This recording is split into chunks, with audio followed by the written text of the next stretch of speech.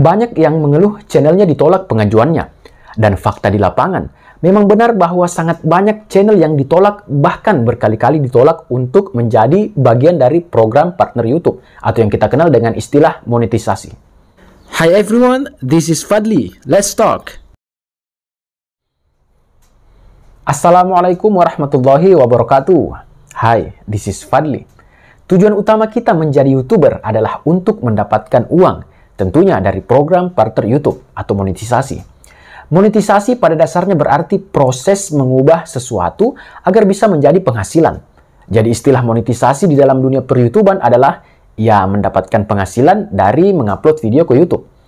Di video kali ini saya akan membahas tentang sebab-sebab channel kita ditolak monetisasinya atau tidak diterima menjadi partner pada program partner YouTube, serta cara mengatasinya. Tapi yang baru ketemu dengan channel ini, silahkan subscribe untuk berlangganan secara gratis, serta untuk mendapatkan informasi-informasi yang baik buat perkembangan channel kalian. Silahkan aktifkan lonceng notifikasinya biar selalu update dengan video-video terbaru dari saya. Tonton sampai habis ya. Saat ini sudah sangat berat persyaratan agar channel YouTube kita bisa dimonetisasi. Saat ini, ada 4 syarat dasar agar bisa meminta pengajuan monetisasi kepada YouTube. 4 syarat itu adalah 1000 subscribers, 4000 jam tayang, verifikasi 2 langkah, dan bebas dari segala bentuk pelanggaran atau tidak ada teguran pedoman komunitas YouTube. Setelah memenuhi 4 syarat dasar tersebut, maka kita berhak mengajukan channel kita untuk dimonetisasi. Ada sangat banyak YouTuber pemula yang pengajuannya ditolak oleh YouTube. Padahal, mereka sudah pasti sangat berharap agar pengajuan monetisasinya diterima, sehingga channel YouTube-nya bisa menghasilkan uang. Lantas, apa yang menjadi sebab channel mereka ditolak? Pihak YouTube sangat-sangat ketat dalam penerapan kebijakan dan pedoman yang sudah dibuat. Jika suatu pengajuan ditolak, itu berarti ada banyak atau sebagian besar konten-konten videonya melanggar atau tidak mematuhi kebijakan dan pedoman komunitas YouTube. Jadi itu tadi, satu-satunya kunci agar channel kita dapat dimonetisasi adalah dengan harus mematuhi kebijakan dan pedoman komunitas YouTube. Tapi jika channel Anda ditolak pengajuannya, jangan khawatir. Anda masih bisa melakukan pengajuan ulang 1 bulan berikutnya dan masih dengan syarat yang sama, yaitu mematuhi aturan yang berlaku. Saat Anda mengajukan channel Anda untuk dimonetisasi, hal-hal yang diperiksa YouTube adalah tentu saja bentuk kepatuhan kita terhadap kebijakan dan pedoman komunitas. Peninjau akan lebih berfokus pada konten channel kita yang meliputi tema utama, video terbaru, video yang paling banyak view-nya. Tapi itu bukan berarti hanya itu saja yang diperiksa, melainkan video-video lain tentu saja diperiksa juga. Selain itu, peninjau juga akan mengkaji metadata video kita seperti judul, deskripsi, thumbnail, dan lain-lain. Ada sangat-sangat banyak penyebab channel kita ditolak monetisasinya, tapi saya akan merangkum beberapa di antaranya saja yang paling rentan kita alami. Yang pertama, konten yang digunakan ulang, atau biasa kita sebut dengan reuse content.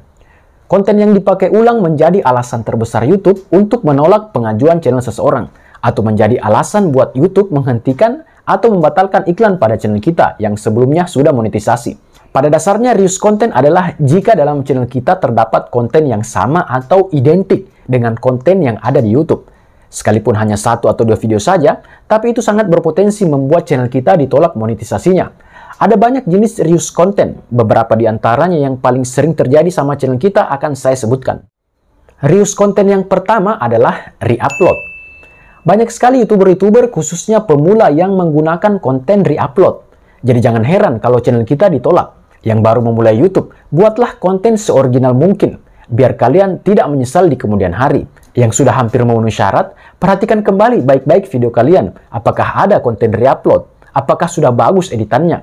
Saran saya, mending dihapus saja. Jangan ambil resiko. Tapi konsekuensinya adalah jam tayang pada video tersebut juga akan hilang. Tapi lebih baik begitu kan daripada nanti monetisasinya ditolak. Mending kalian cari aman saja. Alhamdulillah sejak pertama nge-YouTube, video-video saya semuanya original, asli buatan saya sendiri. Dan alhasil, pengajuan monetisasi saya sangat cepat. Hanya butuh waktu 2 hari saja untuk bisa lolos monetisasi. Reuse konten yang kedua adalah video-video kompilasi.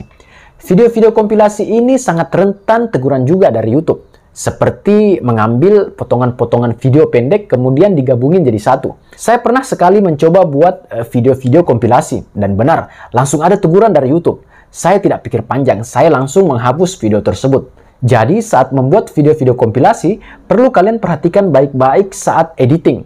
Kemudian jika ada teguran, akan diberitahu bagian mana yang melanggar. Maka kalian bisa edit bagian tersebut. Tapi lagi-lagi saya menyarankan, lebih baik hindari membuat konten kompilasi. Akan jauh lebih baik konten yang benar-benar original.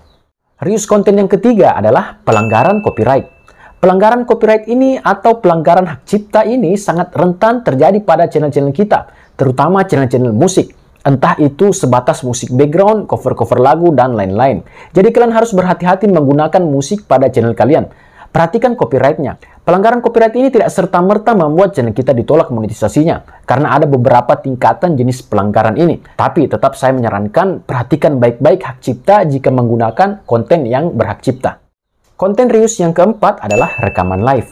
Mengambil rekaman live yang bukan milik kita ternyata rentan membuat channel kita ditolak monetisasinya. Jadi hati-hati ya. Reuse konten yang kelima adalah channel gaming. Hari ini sangat banyak YouTuber gaming. Channel gaming itu juga sangat rentan ditolak monetisasinya. Channel gaming yang saya maksud adalah video-video gaming yang isinya tanpa editing audio dan visual, seperti narasi suara atau memunculkan wajah kalian di layar. Masih ada beberapa yang lain yang terkait dengan reuse konten ini, tapi 5 hal ini saja yang paling rentan membuat channel kita ditolak monetisasinya. Solusi terbaik adalah ya kalian harus menghapus konten-konten yang bersifat reuse konten tersebut. Dan risikonya adalah kalian akan kehilangan jam tayang. Dan kelanjutannya, sembari menunggu channel kalian berhasil diajukan, kalian sebaiknya mengupload video-video original yang bebas dari pelanggaran. Sekarang kita masuk ke alasan yang kedua, sebab-sebab channel kita ditolak monetisasinya. Tadi yang pertama sudah reuse konten atau konten yang dipakai ulang. Yang kedua adalah channel tiruan. Ya benar. Meniru-niru channel orang lain itu percuma karena akan ditolak oleh YouTube untuk monetisasi. Jangan coba-coba meniru-niru channel orang lain. Kan ada tuh yang biasa nama channelnya sama, foto profilnya sama, konten-kontennya juga sama. Jangan lakukan itu. Jadilah diri sendiri. Buatlah channel kalian sendiri. Berikutnya sebab yang ketiga channel kita ditolak monetisasinya adalah channel yang beli subscribers, beli view, keseringan super sub, atau menonton video sendiri, atau mengakali channel kita agar cepat dapat subscriber dan jam tayang. Ini juga sangat rentan ditolak monetisasinya oleh YouTube. Jadi hati-hati, sebaiknya kalian jangan melakukan hal-hal seperti tersebut. Lagian percuma juga setelah berhasil monet, itu akan pusing sendiri kenapa tidak ada view atau subscriber tidak bertambah-tambah. Jadi lebih baik hindari melakukan hal-hal seperti beli subscriber, beli jam tayang, beli view, dan lain-lainnya. Karena percuma juga. Sepintar-pintarnya kita mengakali YouTube, YouTube itu masih lebih pintar. Jadi tidak usah melakukan beli-beli subscriber atau beli jam tayang. Tidak guna sama sekali. Paling kalian akan menyesal juga. Selain rentan ditolak, kalaupun berhasil monet, channel kalian juga nggak bisa menghasilkan uang karena subscriber dan view-nya bodong. Jadi jalan terbaiknya adalah berjalan saja secara natural. Jangan keseringan super sub. Jangan nonton video sendiri. Oke, sebab yang keempat channel kita ditolak monetisasinya adalah video spamming. Video spamming ini maksudnya adalah channel kita videonya banyak yang sama atau mirip-mirip. Jangan membuat konten yang sama persis atau mengupload video yang sama. Apalagi kalau editingnya hanya sangat sedikit. Itu akan terbaca oleh YouTube. Jika kalian menggunakan tema atau isi yang sama, kemaslah dalam bentuk yang berbeda. Misal perubahan tempat dan lain-lain. Kemudian sebab kelima channel kita ditolak monetisasinya adalah thumbnail yang clickbait. Clickbait ini adalah kebohongan thumbnail terhadap isi video. Jangan membuat thumbnail yang tidak mewakili isi video kita, apalagi jika sampai berlebih-lebihan kebohongannya. YouTube juga bisa menilai tersebut dan menjadikan itu sebagai alasan channel kita ditolak monetisasinya. Gunakanlah thumbnail yang memang benar-benar mewakili isi video kita. Jadi hati-hati saat membuat thumbnail. Kemudian sebab keenam channel kita ditolak monetisasinya adalah tidak mengikuti pedoman komunitas YouTube. Ada banyak pedoman komunitas dan semakin lama semakin banyak kebijakan-kebijakan yang dibuat YouTube. Berikut akan saya sebutkan beberapa pedoman komunitas yang wajib kita perhatikan. Yang pertama adalah spam dan penipuan.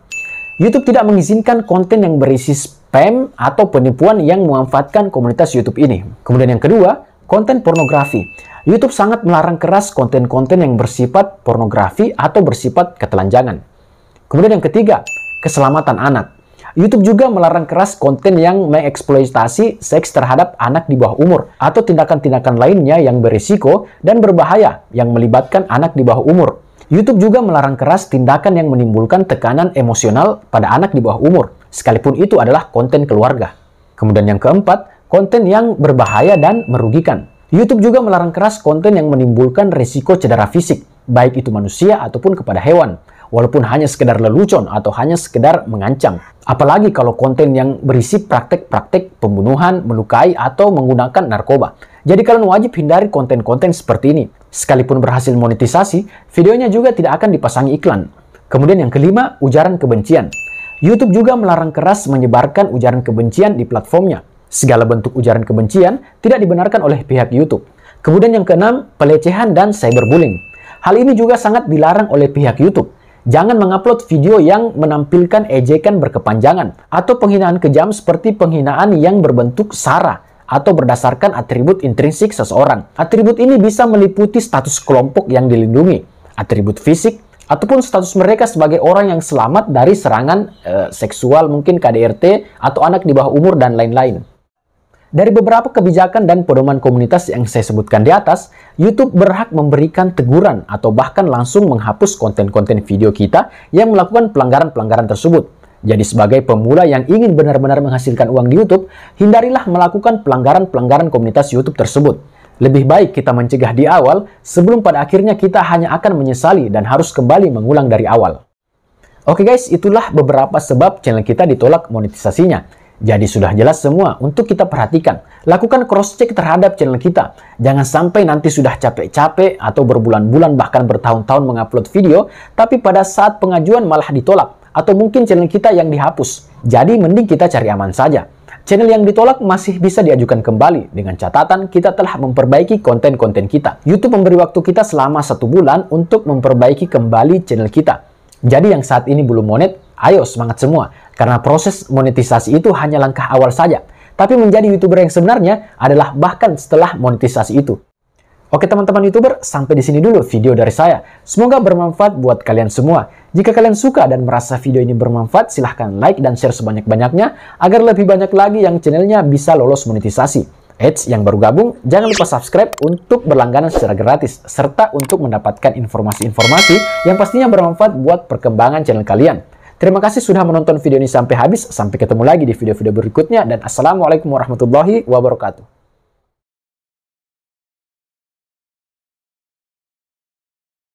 Hi everyone, this is Fadli. Let's talk.